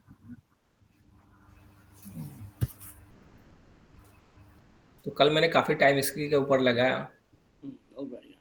तो मेरे पास अभी कम से कम कुछ लोगों ने प्लेज किया है, 500 एकड़ जमीन का हो गया इंतजाम। कहाँ पर सोच रहे हैं करने का? ये है डैलस और ऑस्टिन के बीच में जगह है। तो मेरे कुछ फ्रेंड्स ने, उन लोगों ने क्या यहाँ पे क्या क्या 100 एकड़ लोग जमीन लेके रख लेते हैं जंगल में। हाँ। तो ऐसा ही है। तो वहाँ पे जमीन जाके मुझे देखना पड़ेगा कि कैसा है। और ऐसा थोड़ा, और इसमें क्या है ना कि टैक्स बेनिफिट्स बहुत ज्यादा है यहाँ पे इन सब प्रोजेक्ट को करने के लिए। तो देखते हैं, जस्ट थॉट प्रोसेस है अभी। और नेक्स्ट गवर्नमेंट यदि जो डेमोक्रेट्स की ही होगी तो उसमें अभी क्या है ना, 2030 में सब कंपनीज ने प्लेज किया था पेरिस एग्रीमेंट, यदि आपको पता हो। तो वहां पे क्या है कि उनको नेट जो कार्बन एमिशन है बाय 2030 हर एक कंपनी को 50% कम करना है। जो लोग नहीं कम कर पाएंगे उनके ऊपर ह्यूज टैक्स पेनल्टी लगेगा। तो जो लोग नहीं कर पा रहे हैं तो उनको वो कार्बन सर्टिफिकेट खरीदना पड़ेगा। तो वो ही एक है कि कार्बन क्रेडिट जो होता है ना, ये कार्बन क्रेडिट्स उनको खरीदने पड़ेंगे। तो कार्बन क्रेडिट्स कहाँ से मिलेगा? जो इस तरह की कंपनी जो कार्बन कैप्चर कर रही है आपके बिहाफ में, आप उनको बता सकते हो, वो लोग आपको पैसे देंगे कि ये लो पैसा और मुझे इसका सर्टिफिकेट इशू कीजिए कि मेरे पास 5 मिलियन का है, 5 मिलियन मेट्रिक टन हुआ था मेरा एमिशंस, मेरे पास कोई ऑप्शन नहीं है, तो मेरे पास 5 मिलियन का यदि वो लोग खरीद लें कार्बन क्रेडिट्स तो उनका नेट जीरो हो जाएगा। बेसिकली ये कार्बन बैंकिंग सिस्टम है। करेक्ट। पूरे देश में आपको जो है, आपको इतनी इमिशन की लिमिट है तो आप इतना इमिशन कर सकते हैं पूरे से इंडिया के लिए। और वो जो टोटल है तो अब कुछ लोग कम करते हैं, कुछ ज़्यादा करते हैं। जो लोग जो या नहीं करते हैं, जो लोग ज़्यादा कर रहे हैं उनको यह है कि अपना कोटा से ज़्यादा किए जा रहे हैं। तो अब क्या करें वो? तो वो कहे ठीक है, हम जो है बैंक के पास जाते हैं, कार्बन बैंक के पास, वहाँ से जो हम वो खरीद लेते हैं, क्योंकि बैंक के पास तो सबका कलेक्शन है। तो बहुत सारे लोगों ने जिनके पास ऑलरेडी जीरो इमिशन है या बहुत कम इमिशन है, उनके हिस्से का जो है कार्बन उनके पास बचा हुआ है, वो इसको सेल कर देते हैं। समझिए एक तरह से ये carbon market trading, carbon trading, ये आप exactly trading, stock carbon market trading बोलते हैं इसको, और यूरोप में बहुत हो रहा है अभी। तो यो क्या ना, परमिट्स मिलते हैं, जैसे इंडिया परमिट है। कोई भी चीज को सक्सेसफुली यूटिलाइज करने का रिसोर्स यही चीज है। आपको चाहे वो बैंक में पैसा हो या आपका रुपया हो या ये जमीन हो, एग्जैक्टली यही चीज हम लोग दूसरे एक दिन बात कर रहे थे ना कि जैसे अपने यहाँ है लैंड का, इंडिया में कितना मिसमैनेजमेंट है, कुछ पता ही नहीं है। आप मतलब हमको आपको जो है, देखिए कितना पैसा गांव में फंसा हुआ है, हम उसका यूटिलाइज नहीं कर पा रहे हैं। मान लीजिए थोड़ी देर के लिए हमारे पास, आपके पास 10 एकड़ जमीन है, तो 10 एकड़ का जो है, अगर आप यहाँ पर अगर 10 एकड़ आपको जमीन है तो उसके खिलाफ में उसकी वैल्यूएशन मान लीजिए $100,000 है। तो कम से कम 50% आप लोन ले सकते हैं। जाइए बैंक के पास, दिखा दीजिए कागज कि भाई हमारे पास ये 10 एकड़ लैंड है, तो इसकी वैल्यूएशन ये है। वो उनकी अपनी अपनी टीम होती है, वो जाके इवैल्यूएट कर लेंगे, हाँ भाई इसकी वैल्यू ये है, तो हम आपको इसके अगेंस्ट में जो है आपको क्रेडिट दे देंगे या ये कर देंगे। तो आप जो है अपने जमीन का के उसको कैपिटल के रूप में यूज करके कोई दूसरा चीज, जैसे अभी सपोज करिए कि ये राजीव जी नया फैक्ट्री लगाना चाह रहा है ना, तो बस ले लेंगे पैसा उसमें से निकाल करके अपनी एग्जिस्टिंग प्रॉपर्टी में। लेकिन हम और आप कहने के लिए तो है इंडिया में कि आप ले सकते हैं, लेकिन कुछ होता नहीं है वहां पर। मतलब आपकी प्रॉपर्टी जो है लाखों करोड़ों की गांव में जो है फंसी हुई है। हम तो देख रहे हैं कि हमारा तो भाई सबका जिसका भी है कोई उसका, उससे हम लोग, अगर आप खुद खेती नहीं करते हैं जाकर के वहां पर जमीन में बैठ करके लोटपोट कीजिए तो खाने लायक साल भर में मिल जाएगा। अगर आप नहीं करते हैं तो फिर बस कुछ नहीं होगा कुछ, और जमीन आपका फंसा हुआ है। तो यही चीज है। तो कैपिटलिज्म में क्या होता है कि सबके जो छोटे छोटे पैसे बचे हुए हैं उनको हम यूटिलाइज इंडिविजुअली नहीं कर सकते हैं। तो यहाँ पर इन्होंने स्टॉक मार्केट, सारा ये कंपनीज, ये सारा कुछ का कंसेप्ट क्या हुआ कि सब लोग अपना रिसोर्सेज पूल कीजिए और उसको एक बड़े प्रोजेक्ट के लिए लगा के उसको फायदा लीजिए, सबके सब उसका प्रीमियम लीजिए। तो ये इस कंसेप्ट पर ये देश जो है अभी भी क्या हो, जो हम लोग बोलते हैं कि भाई इन्वेस्टर आते हैं, वो लोग जो है इन्वेस्ट करते हैं, वही करते हैं वो। अभी आपकी छोटी कंपनी है, अभी तो आपकी इनकी कंपनी जैसे फॉर एग्जांपल अभी बड़ी नहीं हुई है, इनको पैसे की जरूरत है, ठीक है, आप नया जो कंपनी खोल रहे हैं इसकी 20% शेयर हमको दे दीजिए, आपको चाहिए 5 मिलियन, लीजिए 5 मिलियन हम आपको दे रहे हैं।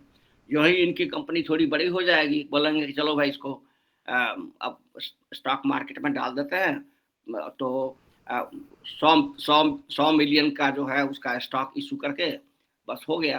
तो उसने 5 मिलियन खर्चा किया, राजीव ने 5 मिलियन किया, अब ये लोग 90 मिलियन और मार्केट से लेकर के बैठ जाएंगे। लेकिन हमारे आपके जैसे लोग जो खरीदेंगे उनको ये फायदा होगा कि तभी प्रॉफिट चल रहा है। सब आपको हर एक क्वार्टर में आपको मान लीजिए डिविडेंड दे रहे हैं, तो हर एक क्वार्टर में थोड़ा सा पैसा आ रहा है, आपकी स्टॉक की वैल्यू बढ़ रही है। तो ये कैपिटलिज्म ऐसे सिस्टम्स पर चलता है। ये डोनेशन वाला सिस्टम जो है वो एकदम प्राइवेट है। हमारे पास अगर 5 करोड़ हो जाए तो कोई बात नहीं, हम 10-20 लाख रुपया जो है वो चलो ठीक है हम डोनेट कर देते हैं, ये हमारी मर्जी पर है। यहाँ पर ऐसे चलता है। बिल गेट्स डोनेट करते हैं, लेकिन सभी लोग करते हैं, लेकिन अपनी मर्जी है, कोई उसको दबाव नहीं है। लेकिन सोशलिज्म और कम्युनिज्म में इनडायरेक्टली दबाव होता है आपके ऊपर। ये बहुत बड़ा खतरा है इंडिया के लिए। हम लोगों का माइंडसेट अभी भी सोशलिस्ट है वहाँ पर। और वही है ना, क्योंकि सोशलिज्म वे सुनने में अच्छा लगता है कि ऐसा यूटोपिया के सब लोग इक्वल हैं, ऐसा होता नहीं है प्रैक्टिकली। जो मेहनत करेगा, जो वो होगा, उसका आगे बढ़ेगा। क्योंकि वहां पे आप उसको कैप लगा देते हो कि बस। और स्टार्टिंग में आप ये देखें ना कि इंडिया का जो भी ग्रोथ है उसको आगे बढ़ाने में जो सबसे ज्यादा योगदान रहा है किसी प्रधानमंत्री का, तो वो थे पीवी नरसिम्हा राव, कि जिन्होंने इकोनॉमी को ओपन किया। उसके पहले आपको गैस कनेक्शंस लेना है, टेलीफोन लेना है, तो उसके लिए आपको वो कोटा सिस्टम होता था कि इतना ही इशू होगा लाइसेंस, आप उसके परमिट भरिए, आप वेट कीजिए, आपका नंबर आएगा तो मिलेगा।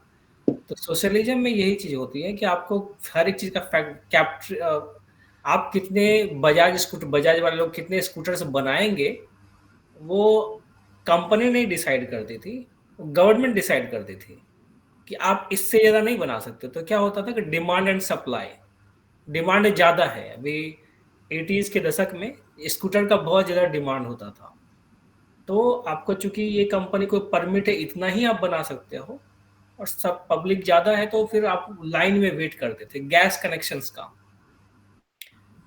टेलीफोन कनेक्शंस का, तो इतना ही टेलीफोन इश्यू होगा। तो इसमें वही होता था कोटा सिस्टम जो है। तो इसमें यही है कि नरसिम्हा राव ने वो एक किया कि ओपन किया मार्केट को। और फिर देखो अब इंडिया का ग्रोथ जो भी आईटी सेक्टर या हर एक चीज में, तो प्राइवेट कंपनी वहां से आगे बढ़ गई, क्योंकि सरकार का काम कंपनी चलाना नहीं होता है। इंडिया में ये बड़ा प्रॉब्लम था। और आज आप ये देखें ना कि बिहार में इतनी सारी फैक्ट्रीज होती थी, सीमेंट फैक्ट्रीज थी, चीनी की फैक्ट्रीज थी, स्टील की फैक्ट्रीज थी, वो सब फेल होने के पीछे रीजन यही हुआ कि वो गवर्नमेंट चलाती थी। तो उसमें क्या होता था कि गवर्नमेंट पे चलाएंगे कौन, तो वही जो आपके जो आईएएस ऑफिसर्स हैं वही लोग चलाएंगे, क्योंकि वही लोग अपना पूरा एडमिनिस्ट्रेशन करते हैं। तो वो एक फेल होने का बहुत बड़ा रीजन यही हो गया कि गवर्नमेंट सब काम करने लगी। यूएस में ऐसा बिल्कुल नहीं होता है। यूएस में हर एक चीज प्राइवेटाइज्ड है, और प्राइवेटाइज से फायदा ये है कि आपका कंपटीशन बढ़ता है। आप लोगों को बता दें कि यहाँ पर सरकार के पास कोई भी दुनिया में सबसे बड़ा एक्सपोर्टर कौन है, आर्म्स का पैसा तो आर्म्स में है पूरा, और सबसे दुनिया का बड़ा एक्सपोर्टर अमेरिका है, लेकिन अमेरिकन सरकार के पास एक भी सरकारी फैक्ट्री नहीं है। एब्सोल्युटली, या बताइए, जो पूरे दुनिया को राज कर रहा है उसके पास एक फैक्ट्री नहीं है और काम चल रहा है उसके पास। तो ये है, यहाँ पर है, हम लोग का सिस्टम ही बिल्कुल उसको बदलने की जरूरत है। यहाँ पर जो है एमएलए एमपी हैं वो सिर्फ लॉज बनाते हैं, वो एग्जीक्यूटिव नहीं बनते हैं। एग्जीक्यूटिव जो बनते हैं मतलब मंत्री वो बनते हैं जो अपने अपने फील्ड के जो टॉप इकोनॉमिस्ट होंगे वो फाइनेंस मिनिस्टर बने, one of the top economist जो होंगे वो यहाँ का जो है वो आपको ट्रेड मिनिस्टर बनेंगे। ऐसा नहीं है कि किसी को लाके खड़ा कर दिया। अपने यहाँ है ये सिस्टम है, कोटा से बन के आते हैं, 50 मंत्री लगा दिए हुए हैं। यहाँ पर क्या है, 9 मंत्री से ज़्यादा की क्या जरूरत है। यहाँ पर तो लोग, हमको भी अगर आप पूछ लिए अभी कि कितने कैबिनेट, 8 ही 9 कैबिनेट हैं, लेकिन नाम पूछिएगा तो शायद मैं 2 ही 3 का बता सकूँगा। लोगों को पता भी नहीं रहता है कि कौन मिनिस्टर हो गया है, लेकिन वो अपने अपने फील्ड के स्कॉलर्स होते हैं, एक आध को छोड़ करके। जैसे अब यहाँ पर कोटा सिस्टम यहाँ भी चलता है थोड़ा बहुत। जैसे जॉन एफ कैनेडी का बेटा अभी हेल्थ मिनिस्टर बना हुआ है, वो उसको इसलिए बना हुआ है कि जॉन एफ कैनेडी का बहुत नाम है और उसके चलते काफ़ी कुछ वोट आएगा रिपब्लिकन को, तो उसको लाया गया कि भाई आप आ जाइए, पहले डेमोक्रेट था। तो ये सब यहाँ भी होता है थोड़ा बहुत, लेकिन बहुत ज़्यादा नहीं होता है। मेरिट की पूजा होती है। हम लोग आज जो है यहाँ पर हैं, वही आपको पहले भी स्टोरी बता चुके हैं। यही अमरनाथ झा से फ्रेश ग्रेजुएट होकर के बिहार सरकार में आए, 5 साल तक, 5 साल में 2-3 ट्रांसफर हुआ, लेकिन 1 घंटे का काम नहीं मिला 5 साल तक। 5 साल काम करने में एक जवान आदमी जो कॉलेज से आया है, और हम एनआईटी में थे श्रीनगर में, हमारी बिल्कुल अमेरिकन सिस्टम की पढ़ाई लिखाई थी, एकदम सेमेस्टर सिस्टम था, हर एक 2 सेमेस्टर साल का, 5 साल में 10 सेमेस्टर खत्म हुआ, अगस्त में हम निकल के आ गए। अब सीधे गांव पहुंच गए, जनवरी में ज्वाइन किया, 5 साल कुछ नहीं। मैंने कहा अरे भाई, जब 2-3 साल बीत गया तब मेरे दिमाग में आने लगा कि भाई अगर ऐसे ही जिंदगी काटनी होगी कि जिंदगी भर में कोई काम ही नहीं मिलेगा तो ये तो बड़ा मुश्किल है। और ऐसा भी नहीं था कि उसमें बहुत ज़्यादा पैसा भी था, बहुत ही बेयर मिनिमम आप रह सकते हैं, ऐसा ही इतनी सैलरी होती थी। फैमिली को हम नहीं रख सकते थे, सारी रिश्तेदार थे, but I could not afford my family. 2 आदमी मिलके एक अपार्टमेंट लेके रहे, इतना भी पैसा नहीं होता था, ऊपर कोई स्टेबिलिटी नाम की चीज़ नहीं थी। तो जैसे ही हुआ 3-4 साल जब हुआ, तब दिमाग में, जैसे अभी राजीव जी के दिमाग में नए नए कंपनी खोलने के आइडिया आते रहते वैसे ही मेरे दिमाग में भाई ये तो यहाँ तो भाई अंधकार ही अंधकार है। तो फिर भागो की आइडिया आई दिमाग में, और मैंने एक पहली चिट्ठी लिख डाली अमेरिकन एम्बेसी को दिल्ली में। कुछ पता नहीं था कि कहाँ से क्या करना है, हो गई, वहाँ से स्टार्ट हुआ। तो यही होता है। और यहाँ आकर के वही अब IBM में ट्रेड सीक्रेट, पैटेंट, पेपर सब किए जा रहे हैं वही अमरनाथ है जो वहाँ पर बिल्कुल बेकार था, किसी लायक नहीं था, राइट। और वही अमरनाथ है यहाँ पर ला दिए, तो वो काम कर रहा है सब कुछ एक जो मॉडर्न प्रोफेशनल्स है उसके तरह। तो ये चक्कर है अपने यहाँ का सिस्टम, ये भी काम हो गया है, और इसको कैसे किया जाए उस दिशा में भी काम की जरूरत है। और इसीलिए हम लोग थोड़े पिछड़े हुए हैं अभी। कंपटीशन टफ है, चाइना के साथ है, यूरोप के साथ है, अमेरिका के साथ है। और हम आप देख ही रहे हैं कि कितने इंडस्ट्री में हम पीछे चले गए। सेमीकंडक्टर में तो खैर पीछे ही चले गए, अब ये कार्बन वगैरह का नया इंडस्ट्री सब चल रहा है। जबकि ऐसी बात नहीं है, यहाँ पर भी सारे इंडस्ट्रीज, सारा कुछ अमेरिकन को चलाने वाले कौन है एक्चुअली? टेक्नोक्रेट्स तो वही इंडियन ही है। पूरी अगर आप ले लें, मेनली है इंडस्ट्री एंड फाइनेंस, यही तो 2 चीज़ है अमेरिका में जो बनती है। दोनों ही में जैसे आप सॉफ्टवेयर इंजीनियर बनते हैं तो या तो आप टेक्निकल साइड में जाएंगे या तो आप फाइनेंस साइड में जाएंगे, और हर तरह के लेवल में यही चीज़ है। MBA करेंगे आप तो किधर जाएंगे, कौन तरह का मैनेजमेंट करेंगे, तो आपको ये चूज करना पड़ता है कैरियर प्लानिंग में, और उसके बाद आप पढ़ते हैं। और लेकिन चलाने वाले जो है, अगर आप गौर करें तो सारे इंडियन ऑलमोस्ट हैं या तो इमिग्रेंट्स हैं जो दूसरे कंट्री से आए हैं। Basically we should call it immigrants. Course Indian Chinese का सबसे ज़्यादा परसेंटेज उसमें होता है। तो बाहर के लोग ही चला रहे हैं, पूरी कंट्री को ऑटोमेट कर दिया, रोबोट पर रोबोट निकाले जा रहा है कि आप पूरा जो है आपका सारा काम घर का रोबोट करेगा, आपको कुछ करने की जरूरत नहीं है। आप पूरा सोचिए कि कैसे हम अपनी कंपनी को आगे ले जाएंगे बस, और घर का काम जो है सारा कुछ रोबोट पर छोड़ दीजिए, वही खाना भी पका देगा आपको। तो ये इधर ले जा रहा है, क्यों? क्योंकि इनके पास आदमी की कमी थी, आदमी की कमी है। अभी भी कैपिटलिज्म में सबसे ज़्यादा एक्सपेंसिव होता है आदमी को रखना, तो इसीलिए इन लोगों का थ्योरी है कि पहले कैसे हम ऑटोमेट करके आदमी को ही निकाल दें उस इक्वेशन से। रहेगी बांस न बाजेगी बांसुरी, कोई सैलरी देने की जरूरत नहीं है, कोई स्ट्राइक नहीं होगा, तो ये कर दिया। अब देखिए, अब जो है सबसे कॉम्प्लेक्स फैक्ट्री सब जो है इलेक्ट्रॉनिक्स की, सेमीकंडक्टर चिप्स की, जैसे जिसमें हम थे, हाँ, जब हमने शुरू किया था 40 साल पहले काम, इसमें तो सब कुछ हम लोग हाथ से करते थे। जैसे मशीन में होता है, एक डालना है, एक वेफर का लॉट, तो डाल दीजिए मशीन में, एक हाथ से ले जा करके, अब हो गया प्रोसेस, तो उसको निकालिए, फिर उसको तोड़ करके रोल करके ले जाइए दूसरे जगह, दूसरे मशीन में डालिए। तो इस तरह से करते करते 1.5 महीना में वो घूमते घामते जो है 300-400 प्रोसेस के बाद, मशीन के बाद वो पहुंचेगा और आपका चिप्स बन के तैयार हो जाएगा। लेकिन काफ़ी इंटरेक्शन ह्यूमन का था। अब कुछ नहीं, अब जैसे हम लोग यहाँ पर गप कर रहे हैं, अगर हम चाहें तो यहाँ से फैक्ट्री रन कर सकते हैं, सारा चार्ट यहाँ से हम देख सकते हैं। आपसे गप भी कर रहे हैं, एक कंप्यूटर यहाँ पर रिमोट वाला डाल देंगे और हम फैक्ट्री रन कर सकते हैं अपना एरिया को, यहाँ से एक्सपेरिमेंट जो भी करना है टेक्नोलॉजी को। हाँ, तो अमरनाथ जी उस टेक्नोलॉजी को, उस जो आपने बताया ना, SAP में है, जैसे SAP में, या एक आप टर्म यूज चेक करेंगे, डिजिटल ट्विन। तो डिजिटल ट्विन करके जो टेक्नोलॉजी है, ये अमरनाथ जी एग्जैक्टली यही करता है कि आप अपने लैपटॉप से पूरा जो फैक्ट्री चलाते हैं, वो कॉन्सेप्ट क्या होता है, कि आप लोग रिसर्च करेंगे, it's a very interesting topic. तो डिजिटल ट्विन से आप पूरा जो फैक्ट्री का मॉडल है आप डिजिटली बना दिया। ट्विन मतलब हो गया कॉपी, डिजिटल, ये आपका जो फैक्ट्री का पूरा मॉडल है उसको डिजिटलाइज कर दिया। तो किसी भी मशीन को यहाँ से मुझे ऑपरेट करना है अपने लैपटॉप से, तो मैं यहाँ से उसको कंट्रोल कर सकता हूँ। तो ऐसा हो गया ऑटोमेशन। तो ऑटोमेशन एकदम बिल्कुल, अब जो है पूरी, आप जो है आपको कुछ नहीं करना है, सारा मशीन ही, आज से नहीं, ये 15 साल से चल रहा है, मशीन ही डिसाइड कर रहा है कि कौन सा लॉट उसको स्टार्ट करना है।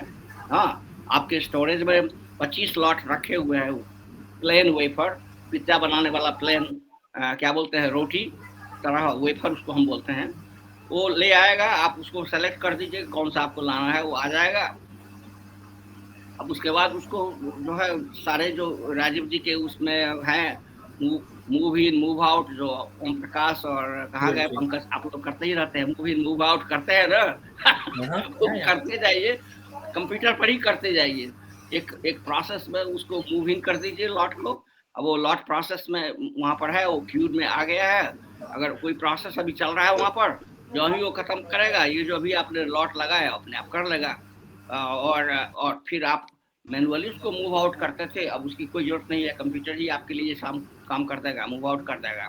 फिर अगर आपको वहाँ पर मल्टीपल प्रोसेस में जाना है, सब उसके लिए आप डायरेक्शंस, कंप्यूटराइज डायरेक्शन दे दीजिए उसको कि यहाँ से निकलने के बाद अगर उसको 4 जगह जाने की पॉसिबिलिटी है, किस जगह आप उसको भेज रहे हैं, किस प्रोसेस के लिए भेज रहे हैं, वो अपने आप सब करते हुए करता चला जाता है। इसमें एक और एडवांस हो गया है अमरनाथ जी, कभी ऐसा मतलब ना कि आप डायरेक्शन दे दीजिए। अभी जो एक कॉन्सेप्ट है AI का छोटा भाई, मशीन लर्निंग, उसमें क्या ना, आपने एक बार डायरेक्शन दे दिया, आपको देख रहा है, समझ रहा है कि आप कैसे डिसीजन लेते हैं, नेक्स्ट टाइम से वो डिसीजन भी खुद ले लेगा। या वही है ना, मतलब नया जो हो रहा है आपका मशीन लर्निंग, लाइक ये समझ AI वाला जो है हाँ। वो भी हम लोगों से कह रहा है कि अब आपको दिमाग उतना लगाने की जरूरत नहीं है, एक बार आपने सेटअप कर दिया। जैसे हम लोग ओम प्रकाश जी जैसे है ना, जब शुरू में प्रोसेस शुरू करते हैं स्टैटिस्टिकल प्रोसेस कंट्रोल में जो है, हम चार्ट वार्ट बनाते हैं, कैपा बहुत लोग नहीं समझते होंगे तो उसका भूल ही रहे नाम, कापा का क्या बोलते हैं, पूरा नाम भूला, बोलिए ओम प्रकाश जी। ये करेक्टिव एंड प्रिवेंटिव एक्शन। या देखिए हमारा मेमोरी शॉर्ट होने लगा है। करेक्टिव और प्रिवेंटिव एक्शन। Action plan. हाँ, तो वो सब सारा जब हम कोई नई प्रोसेस स्टार्ट करते हैं तो एज ए क्वालिटी टीम और ऑपरेशन टीम ये सब सारा कुछ बहुत कुछ करना पड़ता है, वहाँ पर लगाने पड़ते हैं सिस्टम। तो अब जो है, अब ये सब सारा चीज जो हम कर रहे थे, राजीव जी कर रहे हैं कि अब आपको जो है वो भी, अगर आपके पास इस तरह के 5 फैक्ट्री है तो 5 फैक्ट्री के लिए आपको करने की जरूरत नहीं है, आपने एक में करके इंस्ट्रक्शन दे दिया, उसको कॉपी और पेस्ट कर देगा वो बच्चों के लिए सब जगह आपका। और इसके अंदर एक अच्छी बात क्या, जैसे एरिक्सन कंपनी में मैंने 12 साल काम किया है। एरिक्सन ने अपना प्रोसेस सेट करके रखा है, उसके पूरे वर्ल्ड में जितने भी प्लांट है ना, उसने फैक्ट्री हैंडबुक करके एक बुक है ना, वो अपना एक गाइडलाइन बना रखा है कि फैक्ट्री के अंदर टेम्परेचर कितना होना चाहिए, उसका डस्ट एरिया कितना होना चाहिए, और उसका जो पूरे प्लांट में, पूरे वर्ल्ड में जितना प्लांट है, उस कौन सा मटेरियल कितनी क्वांटिटी में पड़ा हुआ है एसएपी के अंदर है। जैसे मेरे को कोई मटेरियल चाहिए, अब मेरे प्लांट में नहीं है, तो मैं चेक करूंगा कि वुक्सी प्लांट या स्वीडन के अंदर कोई प्लांट के अंदर मटेरियल है क्या, उसके पास कुछ प्रोडक्शन प्लान है या नहीं है। मैं उसके प्लानर से बात करूंगा, तुम्हारे पास प्रोडक्शन प्लान है क्या 1 मंथ का, वो बोलेगा मेरे पास अभी नहीं है, तो मैं क्या उसके लिए क्रॉस सेलिंग में कर सकता हूँ, बोलेगा हाँ।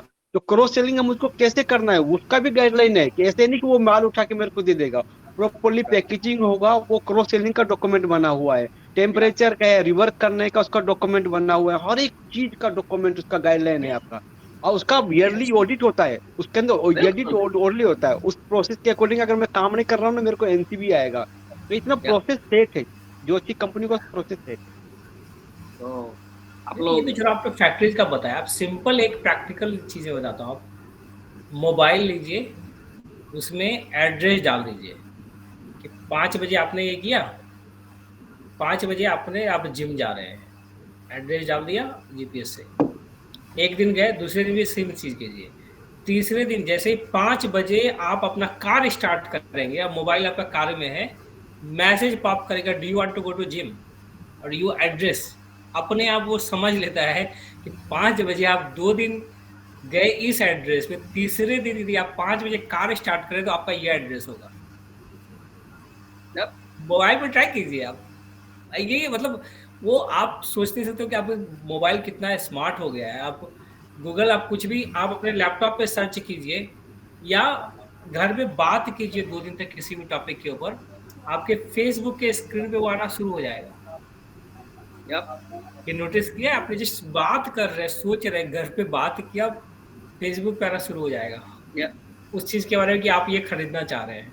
यूट्यूब में जो भी आप मूवी देख लेंगे, जिस तरह का आप शो देख लेंगे, सिमिलर शोज आने शुरू हो जाएंगे। एग्जैक्टली नहीं, वो तो चलिए सोच, आप इससे बात लैपटॉप पे कुछ सर्च कर लीजिए आपने, जो गूगल ब्राउजर पे लैपटॉप खरीदना है, देखिए कितने एड्स आने शुरू हो जाते हैं। तो ये जो पूरा जो ये मशीन लर्निंग, मशीन आपका दिमाग को पूरा समझ रहा है, वो करना। और इस चीज़ का क्या है ना, रोशन जी, विवेक जी, आप अपने डेली लाइफ में उसको कैसे यूज कर सकते हैं, उसको कैसे अपना फ्रेंड बना सकते हैं।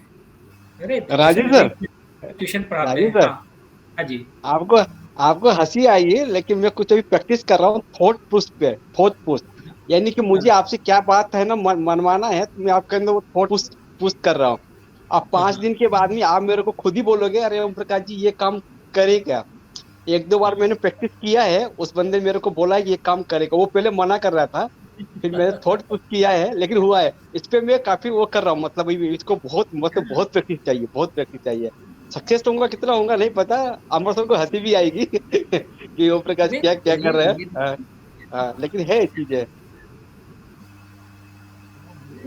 आप लोग मोस्टली इंजीनियर हैं, आप लोग लीन में पढ़ेंगे टर्टल डायग्राम जो लीन में आप लोगों ने क्लास दिया होगा। सर मेरे को टाइटल डायग्राम मैंने बहुत बार पढ़ा है, लेकिन मेरे को उस तरह का कंसेप्ट मेरा क्लियर नहीं हुआ। किसी दिन आप है ना पीपीटी बना के समझाएंगे तो समझ में आ जाएगा, नहीं आया था समझ में मेरे को। हाँ किसी संडे को करेंगे, क्योंकि ये अब ये बात चली थी ना अभी कि अब ये जो है फैक्ट्रीज में क्या होती है, तो ये आपके रिलेटेड तो है ही, और पंकज सबके लिए जी रिलेटेड सर, है। जी सर, जी सर, जी हाँ, सर, जी सर, तो 2 मिनट में उसको हम समराइज अभी करते हैं, डिटेल किसी और दिन। तो जी क्या सर। है, आईएसओ स्टैंडर्ड अमेरिका में है, मतलब एक्चुअली यूरोपियन लोगों ने शुरू किया था। एक BVI या कुछ, मैं नाम भूला, ब्रिटिश कंपनी कोई थी। मैं पहली बार उसके बारे में, आईएसओ के बारे में उससे सुना था। आईएसओ 9001, जब मैं IBM में था, 90s की बात है। तो कि मैं जो है इंटरनल ऑडिटर बनाया गया था प्रोसेस को चेक करने के लिए। तो उसके बाद जाकर के फिर बाद में और कुछ सीखा। तो बेसिकली टर्टल डायग्राम क्या है कि आपको फैक्ट्री को कैसे चलाना है, उसकी सारी उसमें टर्टल क्या होता है। टर्टल आप लोगों ने देखा है, उसको कूर्म अवतार बोलते हैं ना अपने यहाँ। जी हाँ, सर। तो वो चलते हैं। हाँ, तो बस वो टर्टल को सपोज लीजिए कि वो आपकी फैक्ट्री है, ये एक तरह से। तो आप उसको चलाना है। मान लीजिए कल वो फैक्ट्री किसी वजह से उसमें आग लग जाती है, तो आपको पूरी फैक्ट्री दोबारा खड़ी करनी है। तो कैसे करेंगे? तो उसके लिए जो है वो है, चाहे अगर वो फैक्ट्री अभी आप रन कर रहे हैं, जैसे अभी आपको चल रहा है, तो आप कैसे रन करेंगे, कैसे आप रन करते हैं। हम अगर आपके कस्टमर हैं, हमको कैसे विश्वास होगा कि आप जो कह रहे हैं वो कर रहे हैं, आपकी फैक्ट्री चल रही है। गवर्नमेंट भी नजर रखती है। तो इसके लिए जो है वो टर्टल डायग्राम में सारे कुछ कंसेप्ट दिए जाते हैं, और अलग इनपुट एंड आउटपुट पर मोटा मोटी वही तो चीज रहता है कि आपको क्या क्या इनपुट है, क्या क्या आउटपुट है, उसी को ऑर्गेनाइज किया जाता है। मैनेज कौन करेगा, किसकी क्या रिस्पॉन्सिबिलिटी है, BCP प्रोसेस, ये वो सारा कुछ, बिजनेस प्रोसेस सब कुछ आपको उसमें इस्टेब्लिश करके दिया जाता है। और इसीलिए जो है ये एक बहुत बड़ा काम हो जाता था। अमेरिका में क्या है, सब जगह इवन गवर्नमेंट जो है डिपार्टमेंट्स, उनको भी आईएसओ सर्टिफाइड होना जरूरी होता है। वहाँ पर भी आईएसओ का काम होता है। और इससे क्या होता है कि बहुत कुछ स्टैंडर्डाइज हो जाता है काम आपका। हाँ, और एक सिस्टम बन जाता है कि आप कैसे रखेंगे, कैसे करेंगे सब कुछ, और सभी लोग उसको फॉलो करते हैं। ट्रेनिंग करना पड़ता है, बहुत मेहनत करनी पड़ती है। और इसीलिए जो है क्वालिटी डिपार्टमेंट के लोग पसंद नहीं करते हैं। उन लोगों को ऑपरेशन वाले खासकर कहते हैं ये तो सारा हमारा टाइम खराब कर रहे हैं, अपना भी खराब कर रहे हैं, और हमारे ऑपरेशन में भी आकर के हमारे जो ऑपरेटर्स हैं उनको भी बरगला रहे हैं। ट्रेनिंग का टाइम नहीं, तो क्योंकि उनको बेनिफिट इमीडिएटली चाहिए ऑपरेशंस वाले को, राइट। एकदम जो है आउटपुट, हमारा प्रोडक्ट अभी जो हम 100 बना रहे हैं, 105 की बात बनाने की कीजिए ना हमसे। हम लोग कहते हैं कि नहीं, आप जो 100 ने बना दिया क्वालिटी में, तो वो टर्टल डायग्राम के हिसाब से, आईएसओ के हिसाब से हम देखेंगे कि आपको 100 में से 99 ठीक तो होना ही चाहिए।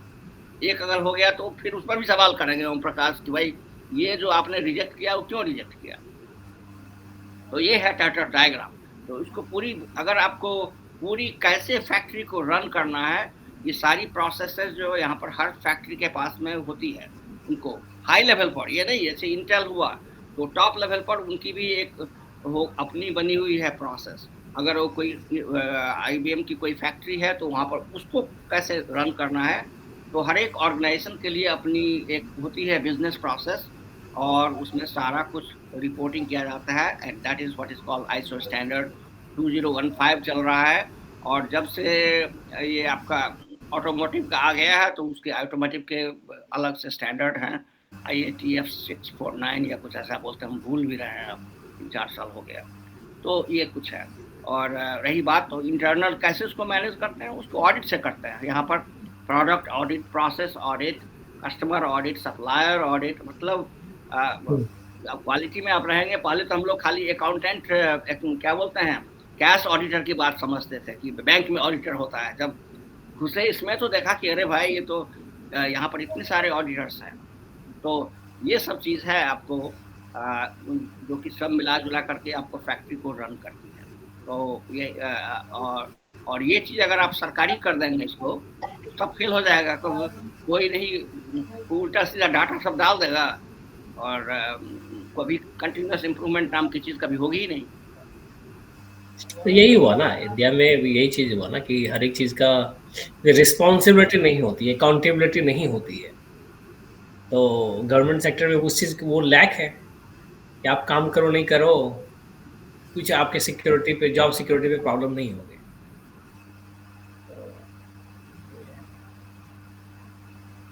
डिसीजन मेकिंग नहीं होता है, हर कोई यहाँ पे डिसीजन मेकर है, लेकिन वहां पे पूछने के लिए जब जाएंगे ना तो डाइवर्ट बहुत ज्यादा होता है।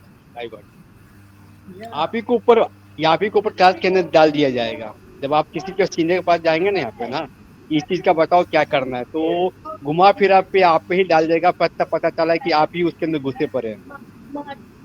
नहीं, तो उसमें प्रॉब्लम ये भी है ना कि यंग जनरेशन को मौका नहीं मिल पा रहा है कुछ करके दिखाने के लिए, कुछ चेंज करने के लिए गवर्नमेंट सेक्टर में, क्योंकि वैकेंसीज ही नहीं है।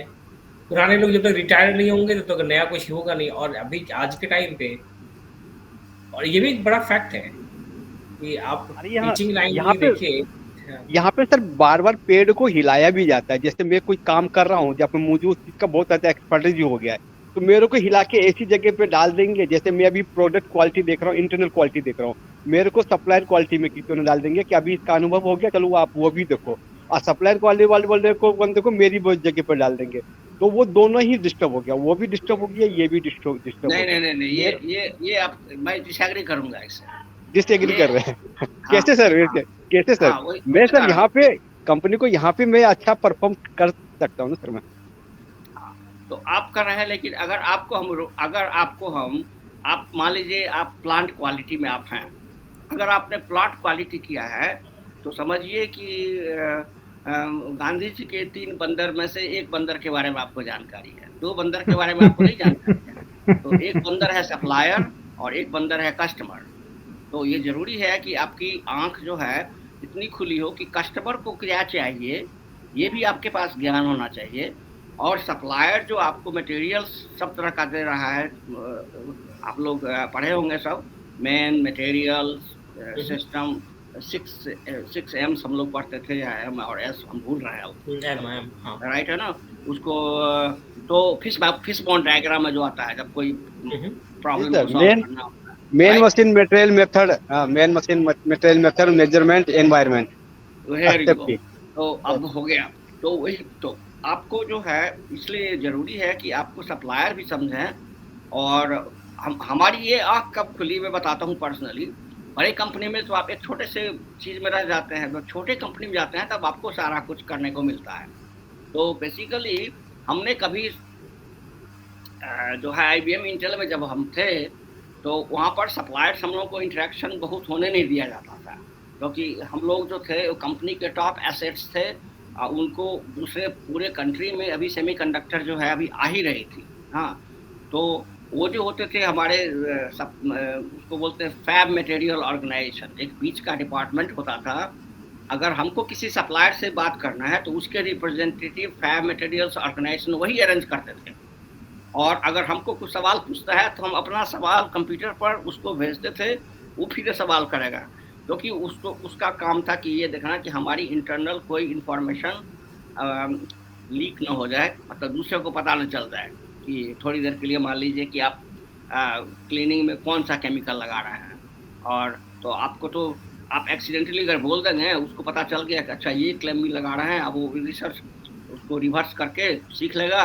उसके बाद उसको जाकर दूसरे कंपनी में भी अगर वो क्लीनिंग टूल बना रहा है तो कहेगा आप ये क्लीनिंग यूज कीजिए केमिकल्स। तो इसीलिए सप्लायर का भी जानना उतना जरूरी है कि आपका सप्लायर कौन है, क्या करता है। इसीलिए सप्लायर ऑडिट, और अगर आप तीनों के बारे में जान गए, कस्टमर का जानना आपको जरूरी है, कस्टमर्स के स्पेसिफिकेशन को जानिए और तभी ना आप उसको डिलीवर करेंगे। और ध्यान रखेंगे कि कैसे आपका प्रोडक्ट सेल नहीं हो, नहीं तो वो तो लाइन अमेरिकन सिस्टम में तो क्या है, अगर आपके फेल्योर्स 1 या 2 बार किसी कंपनी में हो गए, आपके प्रोडक्ट जाके फेल गया, तो हाथ जोड़ने से नहीं काम चलता है एयर इंडिया की तरह। बस सीधे आपको सप्लायर को as a supplier you will be disqualified. हम खुद डिस्क्वालीफाइड भी हुए, एक पूरी लाइन ही हमारी बंद हो गई। और उसको लोगों ने किया ही कहा कि नहीं, जब तक आप इस प्रॉब्लम को पूरी सॉल्व नहीं करेंगे, हम टंगस्टन का हम लोग बना रहे थे, कहा नहीं हम लेंगे आपको वापस। हाँ, और हमने भी बंद किया हुआ है। हम जो है हमने, जैसे हमको याद है कि एक बार जो है हम उसका चांदी का, सिल्वर का टारगेट बनाते हैं, वो बनाते थे। तो उसकी क्वालिटी में थोड़ी सी गड़बड़ हुई, 1-2 बार उसने किया, उसको थोड़ा सा मौका दिया सब एटी वगैरह करने का। एटी अब तो ओम प्रकाश जी समझाइएगा इन लोगों को, और उसके बाद जाकर के जब वो नहीं सुधरा तो बस उसको बंद कर दिया। तो और हमेशा जो है आपको देखना पड़ता है सप्लायर डेवलपमेंट, इसलिए कि आप सिर्फ एक पर नहीं डिपेंड कर सकते हैं। इसीलिए आपकी आंख खुलती है कि भाई हमें 2-3 नए सप्लायर भी बनाने हैं कॉन्स्टेंटली। जब तक आपका एक बढ़िया काम कर रहा है, एक दूसरा और डेवलप कर लीजिए। तो इसीलिए घूमना जो है, कभी इसको निगेटिव मत लीजिए, ये आपके लिए ब्लेसिंग इन डिस्गाइज है। जितना भी कहिए घुमाओ, जितना मेरे को घुमाना है जवानी के टाइम में, हम तैयार है जाने के लिए। जी या तो इसलिए इसको कभी कहिए तो हमारा ही तुम फायदा कर रहे हो, हमारी नॉलेज बढ़ा रहे हो। नहीं तो हम तो अभी तो सिर्फ प्लांट के बारे में जानते थे, अब हम सप्लायर के बारे में जान रहे हैं। ओके, चलिए फिर आज का हो गया, मतलब हाँ बहुत अच्छा रहा। हाँ, थैंक यू राजीव जी, बहुत जबरदस्त चला भाई। ओम प्रकाश जी, कुछ नए लोग कैसे आएंगे, जरा संख्या जो है, संख्या बल कम हो रहा है। मैसेज तो डाला हुआ है, पता नहीं इसको ठंड लग रहा है, पता नहीं क्या भी मौसम चेंज है, तो डाला हुआ है ग्रुप के अंदर। हाँ, संख्या बल भी बढ़ना चाहिए, नहीं तो खाली टेक्निकल बल बढ़ाने से काम नहीं चलेगा। अच्छा चलिए फिर, ओके, नमस्ते okay, bye, okay, good night.